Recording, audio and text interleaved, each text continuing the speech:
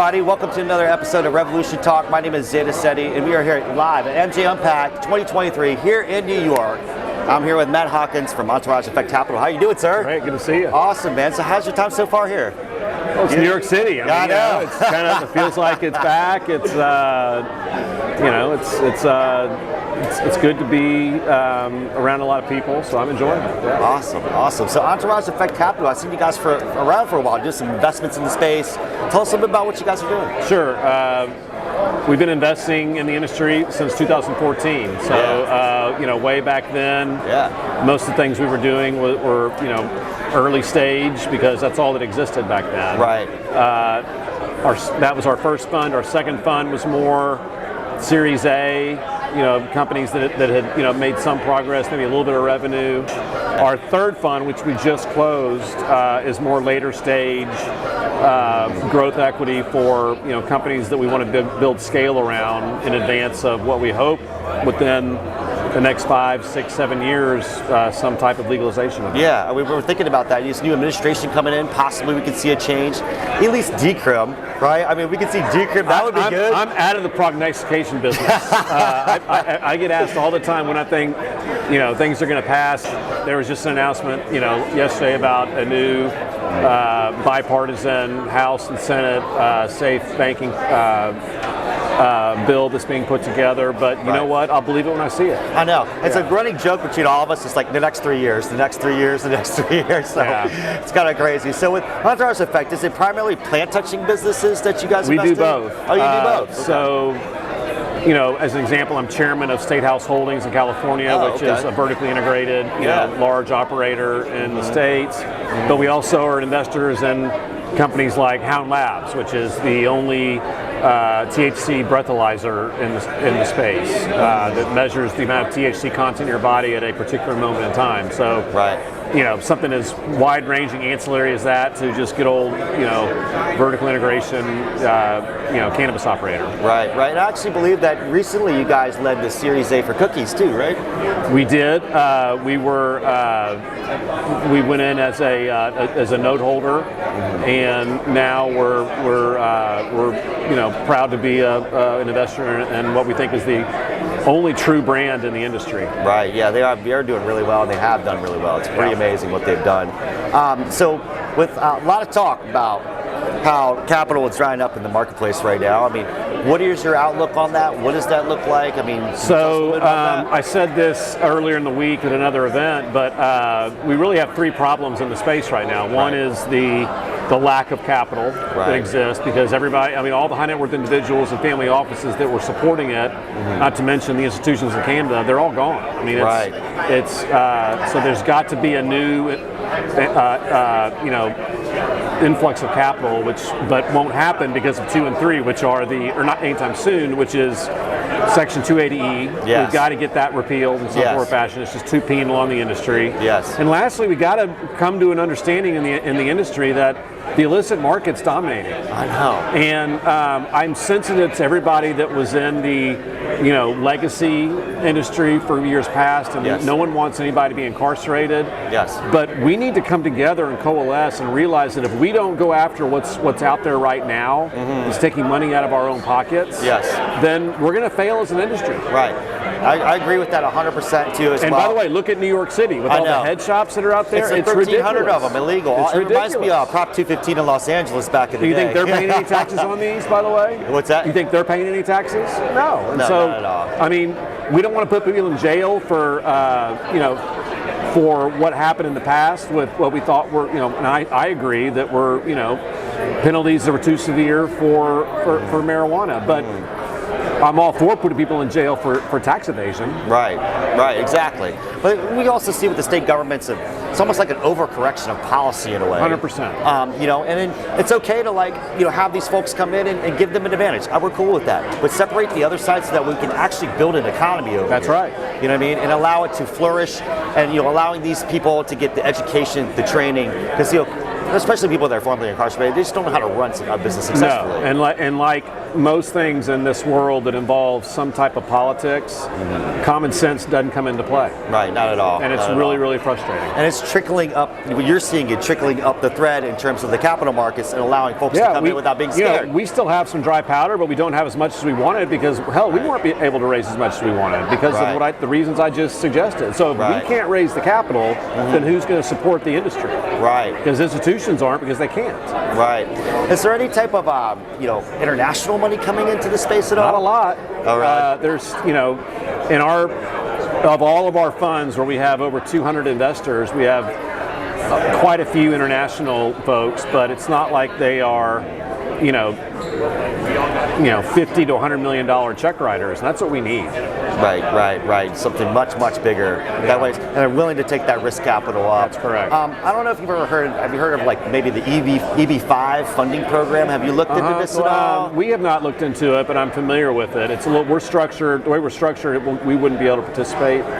In that, but because I would think it'd be maybe helpful for like ancillary business like labs, where you got to create a certain amount of jobs, set up, and you get this money over here for it needs to be at risk for 2 years. The smart operators will need to start looking at areas like that for fundraising. But for us as an organized fund, we're stuck between what the SEC will allow us to do with how we put our funds together. Got it. I understand that. I see what you mean. So you're limited in that type of fashion. Correct. Yeah. Oh man. So with this last year, and I know that a lot of prices dropped. There was like price compression, obviously inflation. How has that affected your current portfolio? We feel it. Especially our second fund, we were investing at the top of the market. Right. So we've had to roll up our sleeves and take active roles in some cases. Really? Okay. And we have the bandwidth to do that on our team. We've got a team of 10 professionals, and so it's the Entourage Effect. That's right, and that's really what it is, and that's what it can be as an Entourage Effect in the good times and in the bad. We can help in all facets. So it's not what we like to do because that means something's not working. Exactly. But I think that gives our investors comfort that when something needs to happen, we can take care of it. Right. That's really good. That's really good. Absolutely. And then also the future. What does the future look like? What do you think this looks like? Well, those three things I mentioned, we've got to address all of them. I think that there's some things going on in the industry that's going to take a hard fight on the constitutionality of 280E and make it a states' rights issue and hopefully take that to the Supreme Court. Right. But that's probably a 2027 type of a 26, 27 type of a track. If we can get some movement on the scheduling, and maybe that's something that Biden will do in his 11th hour if he feels like he needs a shot in the arm for votes. Look, CBS just did a poll. It's 65% of Americans think this should be legal. Absolutely. The vote. Listen to your constituents, for God's sake. Yeah, I know. And so that's gotta. Maybe there's something in the wings. The last thing I'll say about it is it's been almost a year, but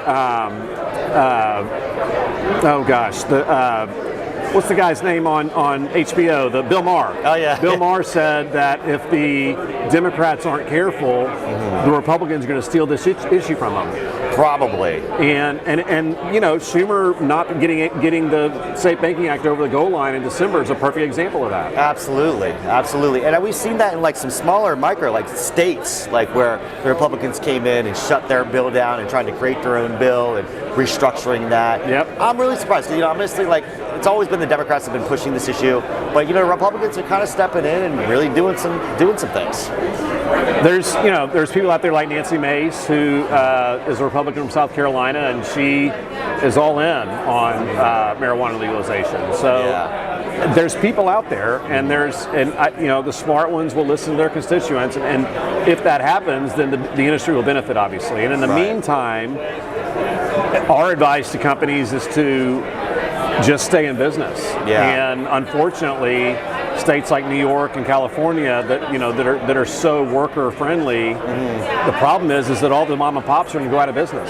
Oh, they've been out of business for a minute. I mean, ever since Prop 64 came in, but I saw a lot of legacy. But it's going to continue to get smaller, and it's going to be the big boys that are going to end up winning. And so exactly what California didn't want to occur is occurring because of their own fault. Absolutely. I mean, Prop 64 ruined that with all the taxation, all the issues. They never kept that down. There was a lot of legacy operators up in Humboldt and Mendocino that I was talking to. How do you, getting them to unify on almost under one flag, even through a distribution model, will allow them to sort of flourish and be able to compete with some of these big boys? Are these some of the things that you guys are looking at strategically with some of your brands at all? It's, we need even legacy folks to realize that for the benefit of the industry, they've got to come over to the other side.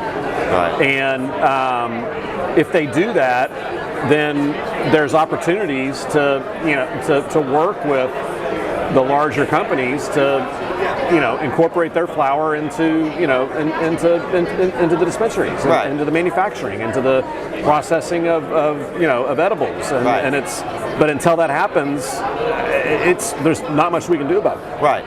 And we need the help of the estates for enforcement. For sure. The enforcement issue, especially here in New York, the enforcement issue, they're not enforcing it enough. They're not putting that down, and they're taking too much at once, and then they're overcorrecting on the social equity issues. I mean, it's just causing this chaos, right, that they can't control. I saw this in Virginia too, and we saw this with just in general when it comes down to the hemp market or the Delta 8 market. That's exactly right. Anything, a lot of parallels right now. Yeah, a lot of parallels is creating a chaotic environment for licensed operators, and they're losing out considerably. Right, and they in some cases spent millions of dollars out of their own pocket trying to get to that point. Sometimes their life savings, and then guess what? They got to compete with just this guy on the street corner who's peddling weed and getting a $250 fine. I mean, it's ridiculous. I know. Well, also law enforcement is kind of afraid to prosecute because of these reasons here, and not to say that. It's just unfortunate. It is unfortunate.